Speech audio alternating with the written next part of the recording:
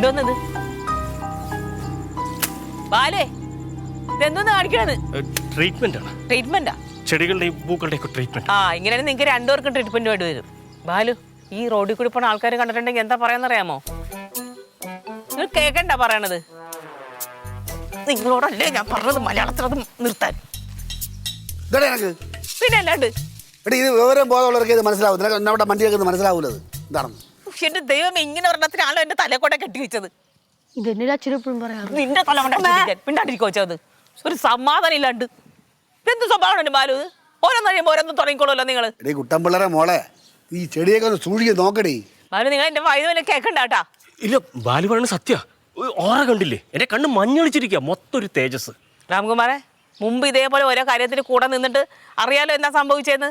അല്ല, അത് പഴയ കഥയല്ല, ഇത് കറക്റ്റ് ഒറിജിനലാ, നടക്കുന്ന കാര്യ. ഞാൻ ഹൈമ വിളിക്കട്ടാ? അവളെ വിളിക്കണ്ട. ഇന്ന് സ്ഥലം കാലിയേക്ക്. അല്ല, ബാലുവിന്റെ ശിഷ്യനായിട്ട് ശിഷ്യത്വം സ്വീകരിച്ചിട്ടേ പഠിക്കാൻ വേണ്ടിട്ട്. എന്താന്ന് വെച്ചത്? ഇടാ, നീ എന്റെ ഫോൺ എടുത്തിട്ട് വന്നേ. അല്ല വേണ്ട, ഞാൻ പോയിക്കോളാം.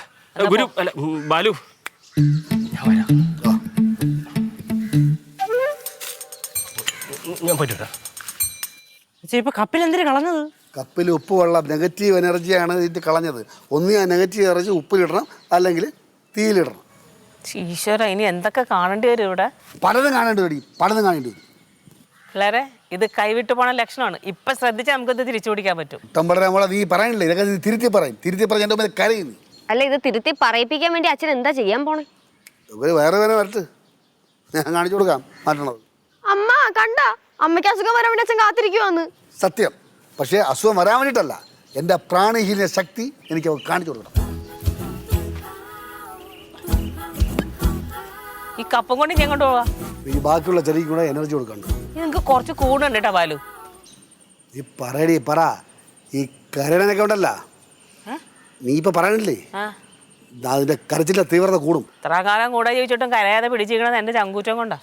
അല്ലെങ്കിൽ കരഞ്ഞ് പണ്ടേ എവിടെയെങ്കിലും ആയേനെ ഹോസ്പിറ്റലിൽ. പിള്ളേരെ, ഇനി ഇവിടെ എന്തൊക്കെ കാണിച്ചിട്ടൊന്നും പറയാനൊന്നും പറ്റില്ല. ബാ, അകത്തോട്ട് പോയേ, നമുക്ക് നമ്മളെ കാര്യം നോക്കാം. ആ പൂച്ചയ്ക്ക് വയറുവേദനയാണ്, മറക്കണ്ട.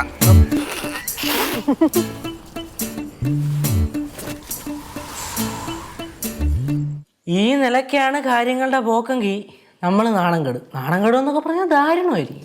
ആന്നേ, ഒന്നാമത്തെ സിദ്ധുവിന്റെ വീട്ടുകാർ എന്തെങ്കിലും കിട്ടാൻ നോക്കിയിരിക്കോ കളിയാക്കാൻ. ഇതും കൂടെ അറിയേണ്ടതാ പൂർത്തിയായി. എന്റെ ആരും അങ്ങനെയൊക്കെ തന്നെ. ഇപ്പൊ ഒന്നും പോലെ തന്നെ പപ്പ അവരോട് കൂടിയിട്ടുണ്ടെന്ന് തോന്നുന്നു. ഞാൻ എന്തായാലും അമ്മയോട് വിളിച്ചു കാര്യങ്ങളൊക്കെ പറഞ്ഞിട്ടുണ്ട്. എന്തിനമ്മ, അമ്മക്ക് ഭ്രാന്തായ? പിന്നെ അല്ലാണ്ട് ഇത് എത്ര നേരം വെച്ചാൽ കണ്ടോണ്ടിരിക്കണത്? അച്ഛനമ്മയും വരട്ടെ, അവരെന്താന്ന് വെച്ചാൽ ചോദിക്കട്ടെ. അപ്പൊ എന്തൊരു ചോദിക്കേ? അവരെന്തെങ്കിലും ഒക്കെ ചോദിക്കും. അവര് വന്നാലും നമ്മുടെ അടുത്ത് പറഞ്ഞോല്ല അവരുടെ അടുത്തും പറയും. അത് കേട്ടാ ഞാനോടും. കല്യാണം കേണ്ടത് ഇത്രയും വർഷമായിട്ട് ഞാൻ ഒരുപാട് നമ്പർ കാണിക്കണത് കണ്ടിട്ടുണ്ട്. പക്ഷെ ഇങ്ങനത്തെ ഒരു നമ്പർ ആദ്യമായിട്ടാണ്.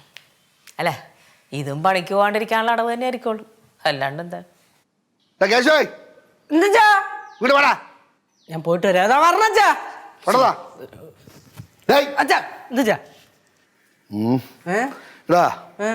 ഇവിടെ ഒരു ടേബിളും ഒരു ചെയറും ഇടണം. പറഞ്ഞേട്ടാണ് ഇവിടെ നമ്മുടെ നിരത്തി കസേര ഇടണം. ഇടയ്ക്കിടയ്ക്ക് എന്തിനു ചോദിക്കാടേ, ആൾക്കാരെ കൂടുമ്പോൾ അവിടെ ഷെഡ് കെട്ടിട്ട് ഒരു 10-50 കസേര അവിടെ നിരത്തി ഇടണം.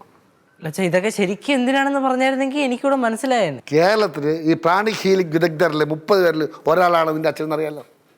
സംശയമില്ലണ്ടാ? ഇല്ല.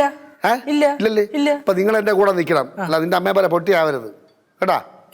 ഞാൻ എന്തിനാണെന്ന് പറഞ്ഞില്ല. ഇവിടെ നീ ടേബിളും കസേരയൊക്കെ എന്തിന്? ഇവിടെ ടേബിളും കസേര റിസപ്ഷനുള്ളത്, ഇവിടെ രോഗിക്കിടകളത്. ആൾക്കാർ കുഞ്ഞു വിടുമ്പോൾ പൈസ ഒരുപാട് വരും. പേര് പ്രശസ്തമാകുമ്പോൾ സ്വന്തമായിട്ട് നമുക്കൊരു ആശുപത്രി ഉണ്ടാക്കാം. ആശുപത്രി ഉണ്ടാക്കണം എന്നൊക്കെ പറഞ്ഞാ എന്തിനാ? എന്റെ ലൈനിലുള്ള കാശുമില്ല, അച്ഛൻ്റെ കാണൂല ലൈനിലുള്ള. അതിനൊരു വഴിയുണ്ട്. പ്രാണിക് ഹീലിംഗ് വിദഗ്ധൻ ബാലേന്ദ്രൻ തമ്പി എന്ന് പറഞ്ഞുകൊണ്ട് നീ ഒരു റീൽസ് എടുക്കണം. അവിടെ കുറെ കാര്യങ്ങൾ കാണിക്കും, വീഡിയോസ് എടുത്തിട്ട് ഇൻസ്റ്റയിലും ഫേസ്ബുക്കിലൊക്കെ ഇടണം. അപ്പോൾ ആൾക്കാരെല്ലാം കൂടെ പന്തലിക്കും. എല്ലാവരും അറിയില്ലടാ, ഇവിടെ അസുഖത്തിന് മരുന്നില്ലാത്തുള്ള ചികിത്സാ രീതി. ഫ്ലൈറ്റ് പിടിച്ച ആൾ വരും, ലക്ഷക്കണക്കിന് പൈസ ഉണ്ടാക്കാം, കൂടെ നിന്നാൽ മതി. ഇതൊരു കാര്യം ചെയ്യും, ആ വീഡിയോ എടുത്തിട്ട് ഞാൻ കുറേ സംഭവങ്ങൾ കാണിക്കാം. വീഡിയോ റീൽസ് ഇടാൻ വേണ്ടിയിട്ടാണ്. കേശുവേ, ആവശ്യമില്ലാത്ത പണം ചെയ്തിട്ടുണ്ടെങ്കിൽ കളവട്ട് അടിച്ചു പിടിക്കും. കേശു ഞാൻ ഇല്ല എടി കുട്ടമ്മളെ നീ കരയും നീ കേട്ടാ. ഓ കരയും. നിങ്ങൾ എന്നെ കരയിപ്പിക്കും. ഇത്രയും കാലം നിങ്ങളോട് ജീവിച്ചിട്ട് ഞാൻ കരഞ്ഞോ? ഇല്ലല്ലോ.